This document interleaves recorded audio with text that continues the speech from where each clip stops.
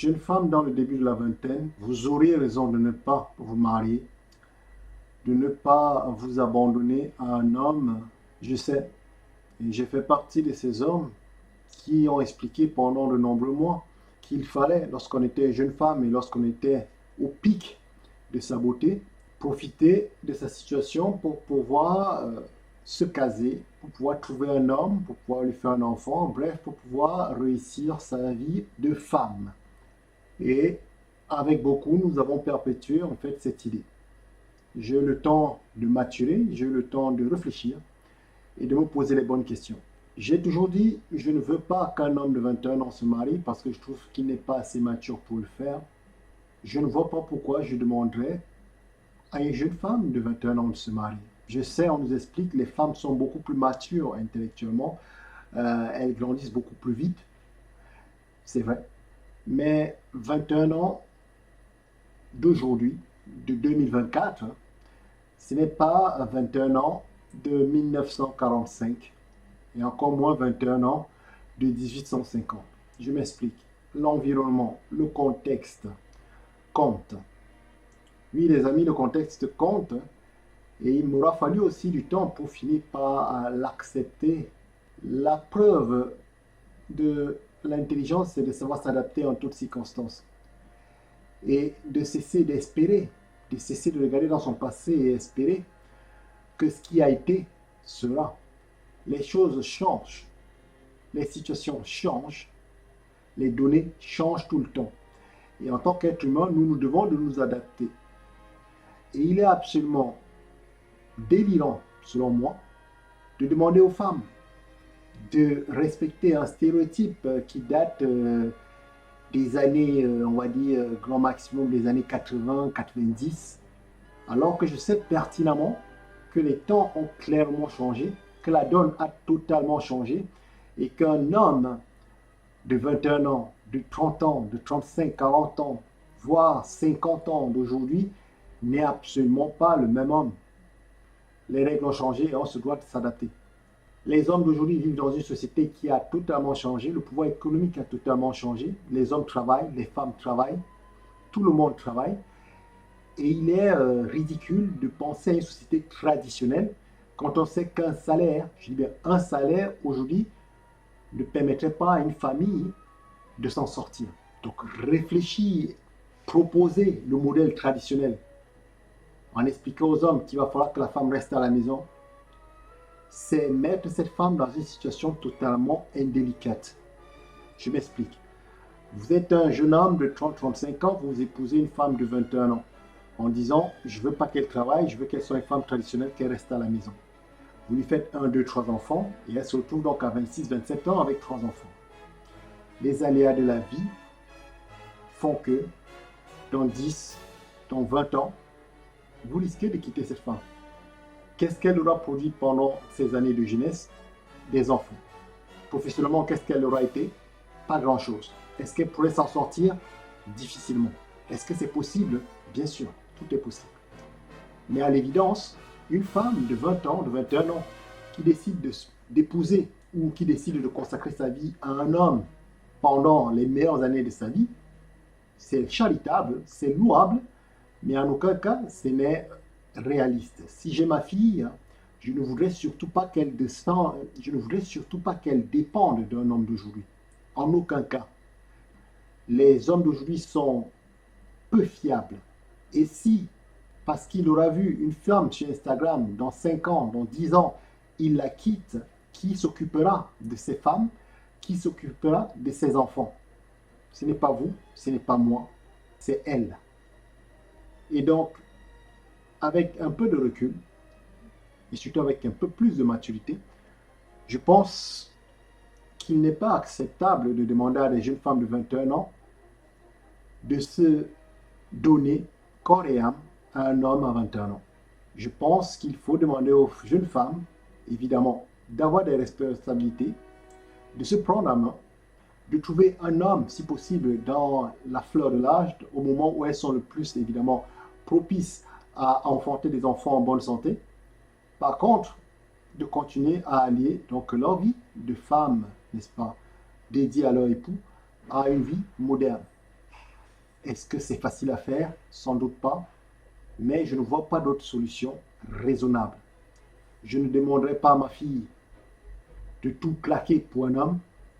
Je ne demanderai certainement pas à mon garçon de tout claquer pour une femme. Je ne vois pas pourquoi une femme devrait tout risquer pour un homme, parce qu'on a beau dire, oui, les femmes, c'est 50% des divorces devant les tribunaux, c'est elles qui, de manière assez majoritaire, vont chercher le divorce devant les tribunaux. C'est vrai, la statistique, elle est totalement juste, mais force est aussi de constater que la plupart des hommes ne sont pas fiables, ne sont pas responsables. Et je refuse, dans une société où les règles ont changé, je refuse de demander à ma fille de rester une femme loyale à un homme qui ne l'est absolument pas, à un homme qui est davantage une femme améliorée qu'un homme. Je refuse de demander à ma fille de ne pas travailler sous prétexte qu'il y aura un homme beaucoup plus fortuné qui s'en occupera.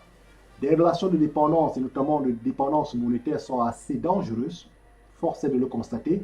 Lorsque vous avez une emprise financière sur les gens, vous êtes capable, n'est-ce pas, de dicter leur conduite. Et je me rends compte qu'il y a beaucoup de personnes dans la manosphère, et notamment dans la manosphère américaine, qui ont cette prise très très importante sur les femmes. Je suis désolé, je ne crois pas évidemment qu'il faut être égaux dans une relation, mais en aucun cas vous ne devez être dépendant à 100% de quelque individu que ce soit. Que vous soyez un homme ou que vous soyez une femme, vous devez avoir la capacité en tout temps de pouvoir reprendre votre chemin, de pouvoir reprendre votre liberté, de pouvoir recommencer sans avoir de grosses difficultés donc au démarrage. Je promeux la capacité des femmes à être autonomes, et à pouvoir redécoller si demain les choses tournaient kazakh. Vous pouvez, n'est-ce pas, redémarrer parce que vous avez fait des études, parce que vous avez des diplômes, parce que vous avez travaillé, parce que vous avez une assise sociale, vous avez une assise familiale, vous avez, n'est-ce pas, un tissu social et un réseau qui vous permettra, n'est-ce pas, de continuer de prospérer au lieu de dépendre, n'est-ce pas, à 100% d'un homme qui serait une sorte de Pygmalion qui vous prendrait de votre berceau et qui vous apprendrait la vie.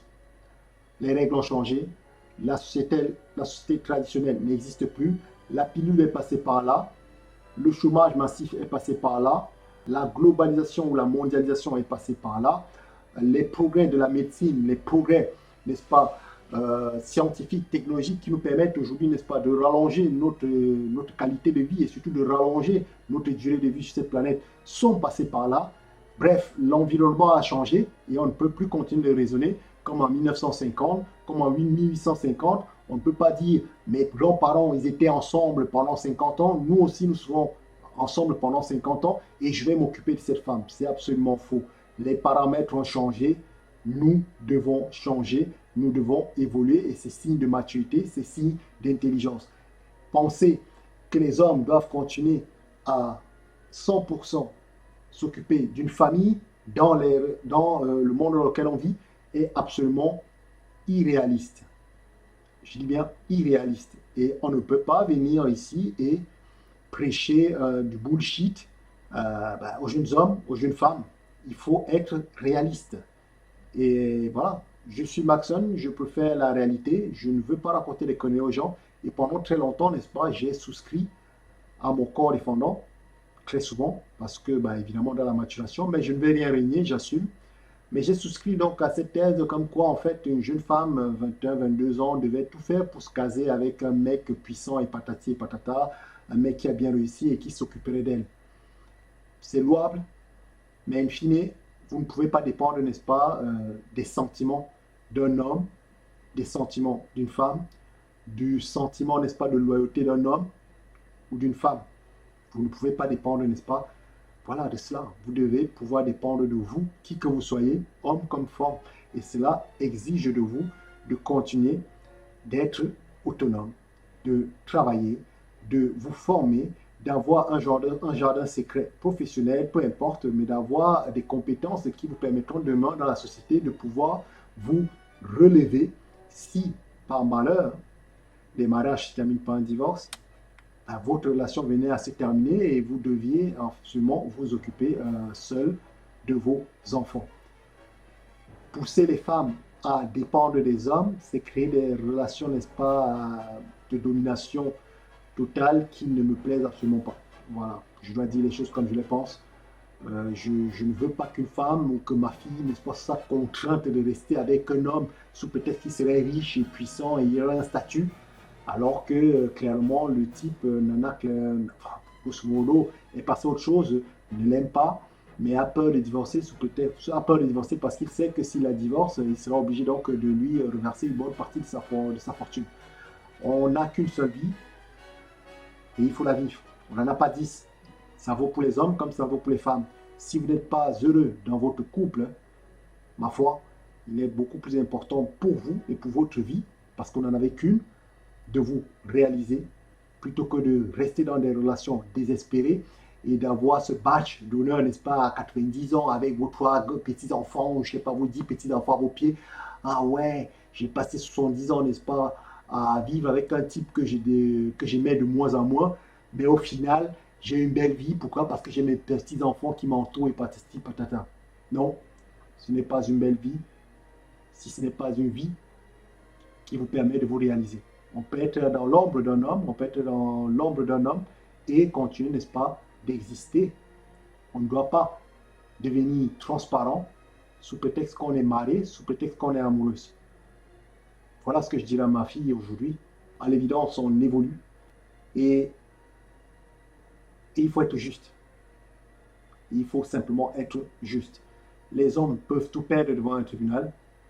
Les femmes peuvent tout perdre derrière une loyauté assez fictive, assez fantasmée. J'ai entendu des gens de la Manoussa nous expliquer très tranquillement, oui, mais en fait, un homme doit pouvoir tromper sa femme sans aucun problème, ce n'est pas grave, ce n'est pas la même chose. Je souscris, c'est vrai, ce n'est pas la même chose, un homme qui trompe et une femme qui trompe. Il n'en demeure pas moins que si vous n'êtes pas heureux dans une relation, et si vous estimez que vous avez été trompé par un homme dans une relation et que c'est votre point final, c'est votre moment où vous dites, ça suffit.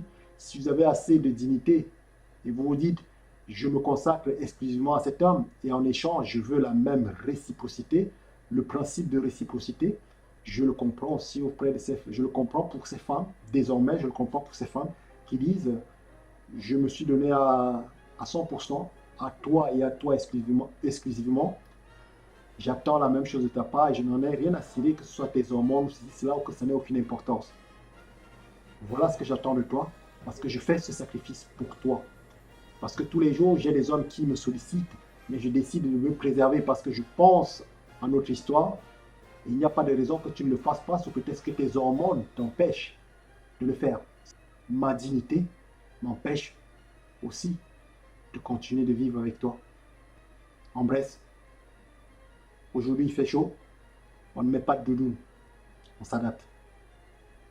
Voilà ce que j'avais à dire aux jeunes femmes. Dites-moi ce que vous en pensez en Bresse. Parlons-en. C'était Maxon. Ciao.